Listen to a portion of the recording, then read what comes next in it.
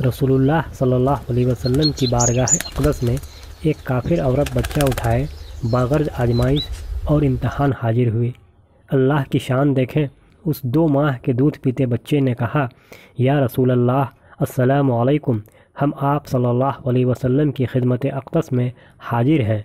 माँ के चेहरे का रंग जर्द हो गया और गुस्से से कहने लगी, खबरदार, खामोश, यह गवाही तेरे कान में किसने सिखा दी? बच्चे ने कहा, ऐ मेरी माँ, तू अपने सर के ऊपर तो देख, तेरे सर के ऊपर हज़रत जिब्रील अलैहिस्सलाम खड़े हैं। मिस्ल कामिल बद्र के वह मुझे नज़र आ रहे हैं। वह फरिश्ता मुझे वस्फ़ रसूल सल्लल्लाहु अलैहि वसल्लम सिखा रहा है और कुफ्र और शिर्क के नापाक उलूम से खलासी और रिहाई दिला रहा है। रसूलुल्लाह सल्लल्लाहु अलैहि वसल्लम ने फरमाया, ऐ दूध पीते बच्चे, ये बता कि तेरा नाम क्या है? बच्चे ने कहा, मेरा नाम हक़ ताला के नज़दीक अब्दुल अज़ीज़ है, मगर इन मुशरिकों ने मेरा नाम अब्द उज़्ज़ा रखा है। उस पाक ज़ात के सदक़े जिसने आप सल्लल्लाहु अलैहि वसल्लम को पैगम्बरी बख्शी, मैं इस उज़्ज़ा बुत से पाक और बेज़ार और बरी हूँ।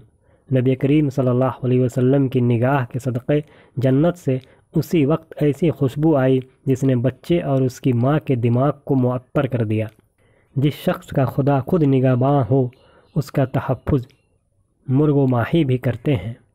बच्चे के साथ माँ भी ईमान व इस्लाम की दौलत से मुशर्रफ़ हो गई। उसने उसी वक्त कलमा शहादत पढ़ा और मुसलमान हो गई। दरस हयात, नेक लोगों की क़ुर्बत से हमेशा फ़ायदा होता है।